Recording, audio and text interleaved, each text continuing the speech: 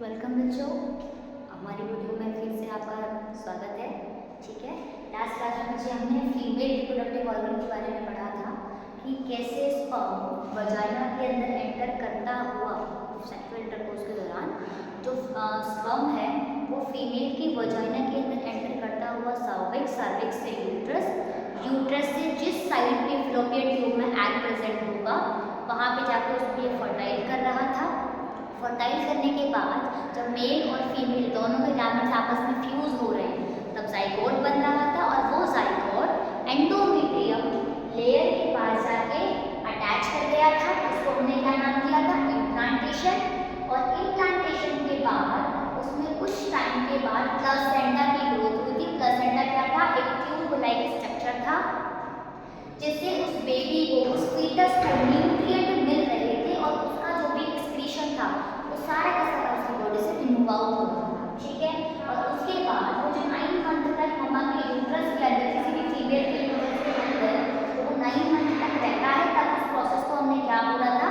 Gestation period. ठीक है, अब चलो बात करते हैं कि अब अगर एग फर्टाइल ना हो तो देखो, फर्टाइल हो रहा है, जाइगोट बन रहा है। ठीक है, जाइगोट से अब वो फीटस में कन्वर्ट होगा, है कि नहीं? एम्ब्रियोनिक डेवलपमेंट होगा, सारी चीजें अच्छे से काफी होंगी, 9 मंथ तक वो 9 मंथ कंप्लीट करेगा। बट अगर फर्टिलाइजेशन की प्रोसेस ना हो, उसके पास स्पर्म ना आए, तब बेटा बिल्कुल प्रोसेस एज इट इज रहेगी। कैसे? चलिए आगे बात करते हैं। ओवरी हर मंथ तो एग रिलीज करती ही करती है। एक ओवरी एक मंथ में एक एग रिलीज करेगी करेगी, अल्टरनेट इनकी टर्म्स आती है। ठीक है, तो अब जैसे यहाँ पे उसने एक एग रिलीज कर दिया, इस इंतजार में कि भाई अब इसको आगे स्पर्म मिलेगा। ठीक है, अब इसको आगे स्पर्म मिलेगा। ठीक है, तो अब अगर इसको स्पर्म नहीं मिलता है, ऐसे में ये क्या करेगी?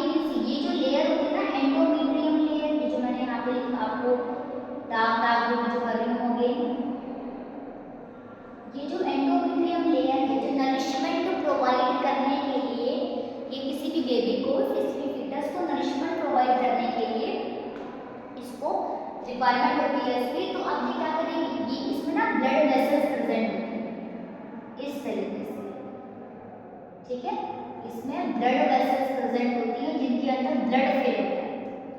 अब हार्मोन्स पीक पे आने पर ये इतनी ज़्यादा इनलार्ज हो जाएगी, इतनी ज़्यादा कि खुद को थिक बना लेगी। थिक बनाने के बाद ही बस्ट कर जाएगी। ठीक है, एक टाइम पीरियड तक ये स्पर्म जो भी एग है और जो एंडोमेट्रियम लेयर है, एक टाइम पीरियड तक स्पर्म का वेट करते हैं। और एक टाइम पीरियड कितना? एक हफ्ता। ठीक है, एक हफ्ते तक उस स्पर्म का वेट करेंगे। अगर वो स्पर्म उसको मिल जाता है एग को, तो यहाँ पे तो फर्टिलाइजेशन हो जाएगा। अब इनकेस अगर एग नहीं मिलता है, इनकेस सेक्सुअल इंटरकोर्स नहीं होता है, ऐसे में तो ये जो लेयर है ना एंडोमेट्रियम, ये खुद को ब्रेक डाउन कर लेगी, तोड़ लेगी। कैसे तोड़ लेगी? मीन्स कि ये अब जब ये टूटेगी तो सिंपल सी बात है बेटा, अभी मैंने आपको बताया ब्लड वेसल्स प्रेजेंट होती है। ठीक है, अब ब्लड वेसल्स प्रेजेंट होंगी तो, और अगर ये टूटेगी तो इससे ब्लड निकलेगा, ब्लड सीक्रेट होगा। अब वो जो ब्लड सीक्रेट होता है वो इस, और ये एग है वो आगे इन्हीं हेयर्स लाइक स्ट्रक्चर की मदद से ये जो एग है ये आगे मूव ऑन कर जाता है। और इन वेसल्स के थ्रू जो ब्लड रिलीज होता है, ये जो एग है उन्हीं के थ्रू, उसी ब्लड के साथ ये सर्विक्स से वजाइना और बॉडी से ब्लड, पूरा ब्लडिंग के साथ ये एग भी बाहर आ जाए। ठीक है, ये होती है प्रोसेस। और इस प्रोसेस को हम क्या बोलते हैं? इस प्रोसेस को हम बोलते हैं बेटा क्या? Menstrual cycle. ठीक है, और नॉर्मल वर्ड में जो हम कॉमनली वर्ड यूज करते हैं उसको हम वर्ड देते हैं पीरियड्स। ठीक है, जो हर मंथ ये cycle continuously time to time आती है। और ये जो इसका टाइम पीरियड होता है वो कितना होता है? इसका टाइम पीरियड होता है 3 से लेके 7 डेज का। इसका टाइम पीरियड होता है every month in every month.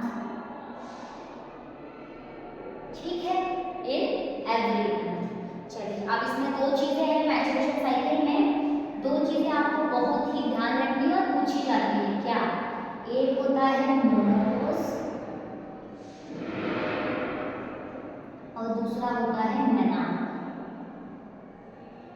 Menarche और मोनोपोज। ये मेनोपॉज और मेनार्क क्या है? मेनोपॉज, ठीक है।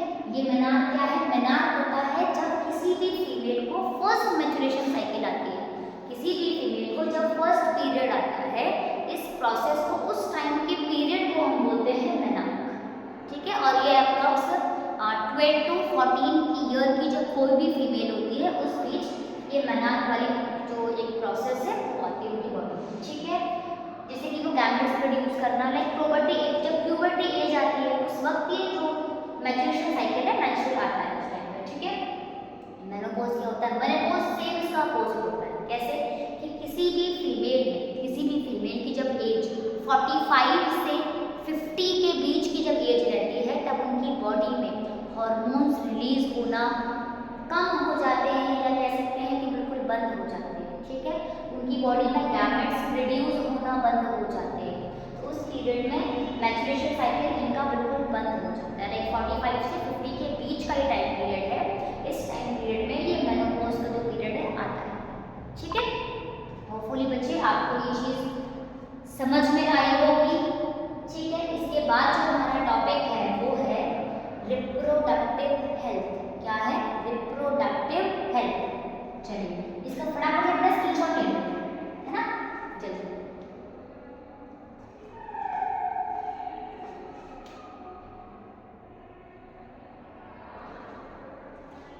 चलो इसको फटाफट से आपने होपफुली स्क्रीनशॉट ले लिया होगा इसका। अब आगे बढ़ते हैं इसके बारे में, रिप्रोडक्टिव हेल्थ के बारे में, क्योंकि इसके बारे में हम मेल रिप्रोडक्टिव पढ़ रहे हैं, हम फीमेल रिप्रोडक्टिव पढ़ रहे हैं, तो अब अगर कोई भी पर्टिकुलर कोई भी इंसान है वो अपनी अपनी नॉलेज रखे देन वेल एंड गुड, पर जरूरी भी तो है कि वो सामने वाले के बारे में भी तो नॉलेज रखे ताकि लोग अवेयर हो सके, है ना। आज के टाइम पे इन सब चीज़ों के लिए कोई भी अवेयर है नहीं, पर आप देखोगे कि ये बहुत चीज़ें अब बची नहीं, लाइक हर कोई एक दूसरे को सपोर्ट करता है, ठीक है। तो हमारा जो टॉपिक है वो है रिप्रोडक्टिव हेल्थ। बहुत ही इम्पोर्टेंट टॉपिक है बेटा, आपके एग्जाम के लिए भी, आपकी नॉर्मल कैजुअल डेली लाइफ के लिए भी ये मोस्ट इम्पोर्टेंट टॉपिक है। अभी आपकी ग्रोइंग एज है, अभी आप लोग 10th में है ना। अब आगे आप पढ़ोगे, इसके बारे में और डिस्कस करोगे, तो आपको चीज़ें समझ में आएंगी कि किसी भी इंसान को क्या करना चाहिए और क्या नहीं करना चाहिए, ठीक है। हमारे पास हर किसी की नॉलेज होनी चाहिए और वो नॉलेज हमारी एज के अकॉर्डिंग होनी चाहिए, ये मोस्ट इम्पोर्टेंट है, ठीक है। देखिए रिप्रोडक्टिव हेल्थ क्या होता है? रिप्रोडक्टिव हेल्थ मीन्स, अब इसमें कहीं भी ये मैं मेंशन नहीं कर रही हूँ, ना ही इसमें कहीं होता है कि रिप्रोडक्टिव सिस्टम ही यहाँ पे हेल्दी होना चाहिए, नहीं। सिर्फ रिप्रोडक्टिव सिस्टम हेल्दी नहीं होना चाहिए, आप कोई भी, चाहे मेल हो चाहे फीमेल हो, वो मेंटली, वो फिजिकली, ठीक है, और वो सोशल वेलबींग होनी चाहिए। मीन्स कि अगर उसको कोई भी, चाहे मेल है फीमेल है, उसको 4 लोगों में बैठा दिया जाए, एटलीस्ट वो मिसबिहेव तो ना करे, मिसबिहेव, उसको एजुकेट इंसान तो हो, है ना। तो जो हेल्दी है, हेल्दी इंसान किसको बोलते हो? हेल्दी इंसान कौन होता है? जो अच्छे से अपना रूटीन फॉलो करता है ना, जो बीमार नहीं पड़ता बार बार। तो बीमारी सिर्फ शारीरिक नहीं होती है, मेंटलिटी भी इंसान परेशान होता है, मेंटली भी इंसान परेशान होता है, फिजिकली इंसान परेशान होता है, ठीक है। तो इस तरीके की कोई भी जब परेशानी नहीं होती किसी भी तरीके से, चाहे वो आपका रिप्रोडक्टिव हेल्थ हो चाहे आपकी होल बॉडी हो, तो ऐसे में आप कहलाते हो एकदम रिप्रोडक्टिव हेल्दी पर्सन, ठीक है। अब इन सब चीज़ों से अगर हम इनमें इन्वॉल्व हो थोड़ा सा और ज़्यादा, इसमें सबसे पहले आता है क्या? STD। क्या आता है? चलो पहले इसमें मेंशन कर देती हूँ।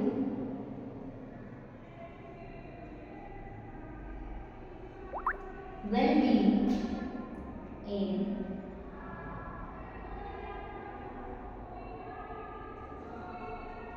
फिजिकली,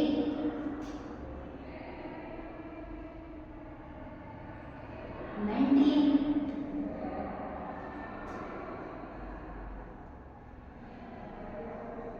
socially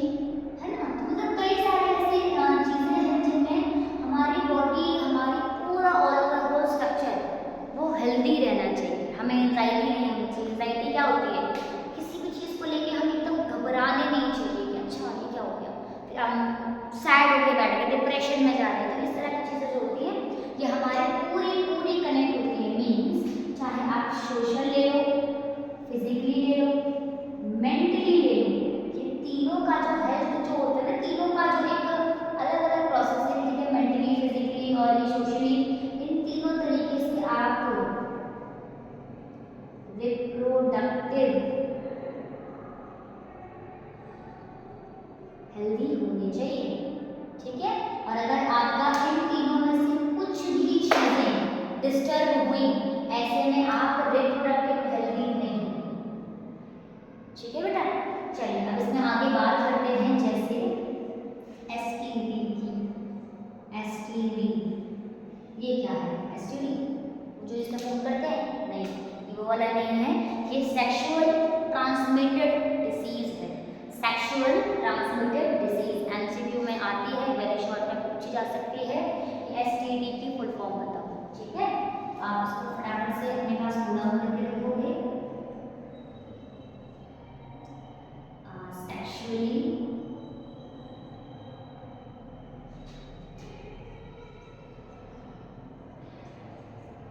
ट्रांसमिटेड डिसीज, ठीक है, ये इम्पोर्टेंट है। अच्छा इसमें क्या होता है, इसमें ये एक इन्फेक्शन, ये ना इन्फेक्टेड डिसीज होती है। इन्फेक्टेड डिसीज तो आपको नाम से पता चल गया होगा कि ये एक इंसान अगर इन्फेक्टेड है तो ये किसी दूसरे इंसान को भी इन्फेक्ट कर सकता है, ठीक है। तो इसमें होता क्या है कि कोई भी एक पर्टिकुलर इंसान है जो इन्फेक्टेड है, ठीक है, उसमें ये एसिडिटी की प्रॉब्लम है, तो ऐसे में अगर वो इंसान चाहे मेल हो चाहे फीमेल हो, ठीक है, दोनों की बात कर रही हूँ, और ऐसे में अगर मेल हो चाहे फीमेल हो, दोनों ही अगर दोनों में से कोई भी एक अगर किसी भी अनदर इंसान जो भी है, वो भी चाहे मेल हो फीमेल हो सकता है, कोई भी किसी जेंडर का हो सकता है, ऐसे में अगर वो जो इन्फेक्टेड इंसान है किसी हेल्दी पर्सन के साथ सेक्सुअल इंटरकोर्स करता है, ऐसे में ये वो इंसान उस हेल्दी इंसान को भी इन्फेक्टेड कर सकता है, ठीक है। तो ऐसे में इस तरह के डिसीज से बचना चाहिए। मीन्स सेक्सुअली ही ये जो डिसीज है ये आगे ट्रांसफर होती है, ठीक है।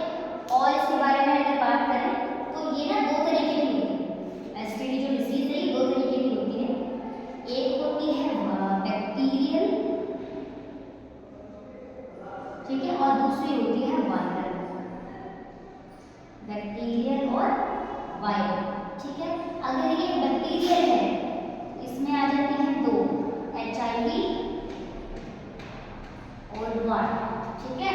और अगर ये बैक्टीरियल है तो बैक्टीरियल में ये क्या हो सकती है, बैक्टीरियल में ये हो सकती है गोनोरिया, साइड में लिखते हैं गोनोरिया। और दूसरी क्या होगी, तो सोचो, दूसरी होगी स्पिलिंग्स, स्पाइरीज, स्पिलिंग्स जो आप बनाते हो, ठीक है। ऐसे में सबसे कॉमन है क्या, HIV। बहुत सारे बच्चों ने सुना होगा मैम HIV है ना, तो HIV कोई हवा नहीं है, HIV कोई भूत नहीं है, ठीक। तो HIV क्या है, HIV क्या है, सोचो बताओ। HIV है ह्यूमन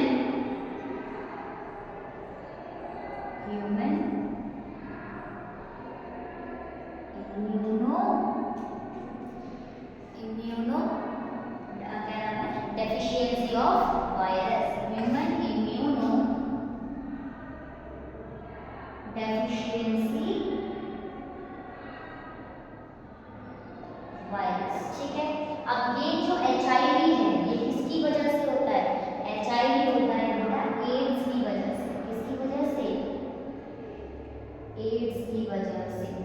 अब एड्स क्या होता है, बहुत सारे बच्चों ने सुना भी होगा मैम एड्स, तो इसकी फुल फॉर्म बेटा आ सकती है, क्या होगी, एक्वायर्ड इम्यूनो डेफिशिएंसी सिंड्रोम्स, ठीक है। तो एक तो एसटीडी की फुल फॉर्म, HIV की फुल फॉर्म और एड्स की फुल फॉर्म, ये बेटा आपको आनी चाहिए। ठीक है, इसको फटाफट से अब इसको आप रब करो, रब के बाद रहने दो, यहाँ कर लेते हैं, कोई दिक्कत नहीं है। ठीक है, अब जो इसके बाद हमारा जो नेक्स्ट टॉपिक है ना बेटा, वो है कॉन्ट्रा, इसी का इंक्लूड है रिप्रोडक्टिव हेल्थ के अंदर ही है।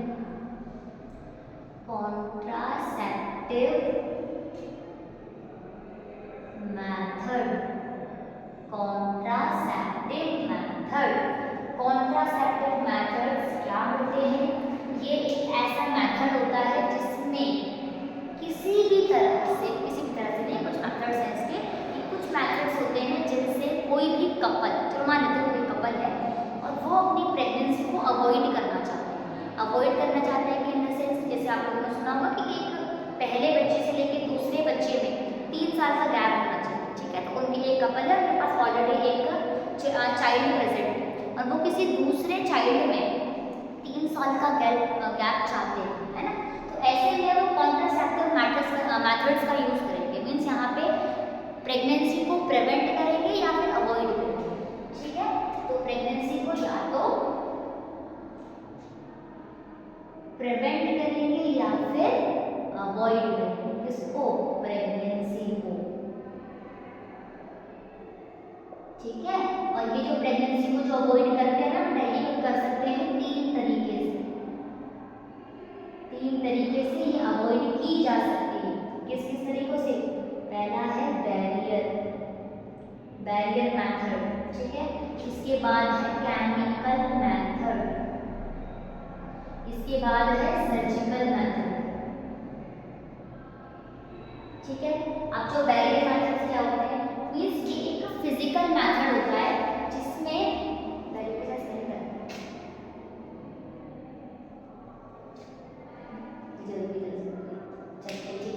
आपको करेक्शन कर लेना इसका, है ना।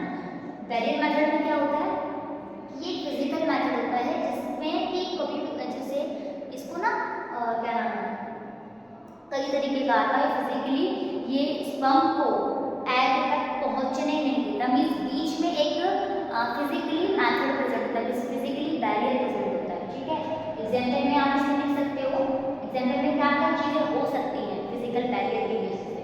ठीक है, और इसमें आपका आ गया क्या नाम है, कॉन्डम्स। सेकेंड वर्ड इज और कौन सा ले लेते हैं जो आपको याद रहे, सर्विकल कैप। ठीक है, ये दो है। और जो कॉन्डम्स आते हैं ना, ये मेल और फीमेल दोनों के लिए आते हैं। ठीक है, अलग अलग दोनों के प्रेजेंट होते हैं। तो जो भी अगर इस कॉन्डम की बात करें या सर्वाइकल कैप की बात करें, ये रिप्रोडक्टिव रिप्रोडक्टिव सिस्टम होता है, उसके माउथ वाले एरिया में लगाया जाता है, जिससे कि एक फिजिकल बैरियर हो सके, जिससे कि स्पर्म और एग के बीच एक बैरियर बन सके, दोनों में फ्यूजन ना हो, जिससे कि जाइगोट बने। ठीक है, इसके बाद नेक्स्ट वन है केमिकल। केमिकल क्या होता है, केमिकल बैरियर्स होते हैं जिसमें केमिकल्स का यूज करके, जिसमें केमिकल्स से देखो बैरियर हो गया, बैरियर के बाद केमिकल्स है। केमिकल्स मेथड क्या है, ये एक ऐसा मेथड होता है जिसमें केमिकल्स का यूज करते हैं। ठीक है, केमिकल्स का यूज में कैसे कि इसमें पर्टिकुलर कुछ टैबलेट्स का केमिकल्स की बेसिस पे इसमें टैबलेट्स का यूज किया जाता है, इससे कुछ पर्टिकुलर फीमेल के हार्मोन्स को एक अलग ही एक दिशा दे दी जाए, जिससे कि वो प्रेगनेंसी में इन्वॉल्वमेंट ना हो। ठीक है, और अगर देखा जाए इसमें तो स्पर्म्स होता है, स्पर्म्स को डीजनरेट कर दिया जाता है।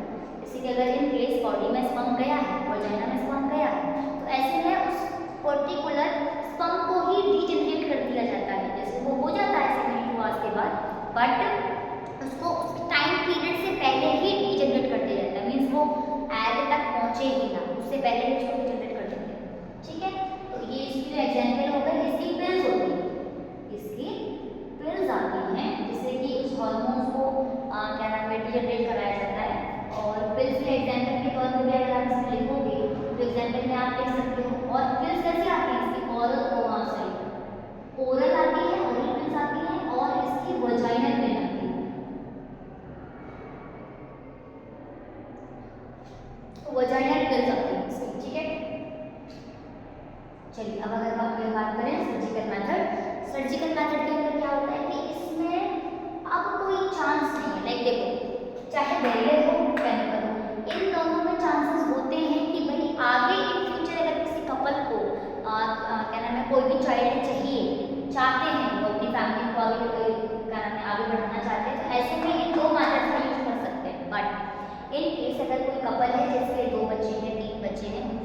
आगे और चाइल्ड नहीं चाहिए, तो ऐसे में वो सर्जिकल मेथड का इस्तेमाल करते हैं। सर्जिकल मेथड को करवाते हैं। सर्जिकल मेथड में मीन्स आप सर्जरी करवाते हैं, और ये सर्जरी जो होती है ये 2 टाइप से होती है।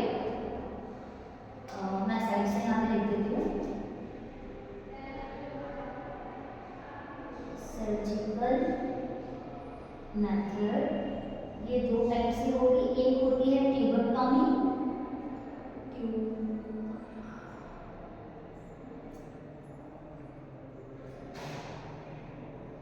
और नेक्स्ट वन इज वेसेक्टॉमी।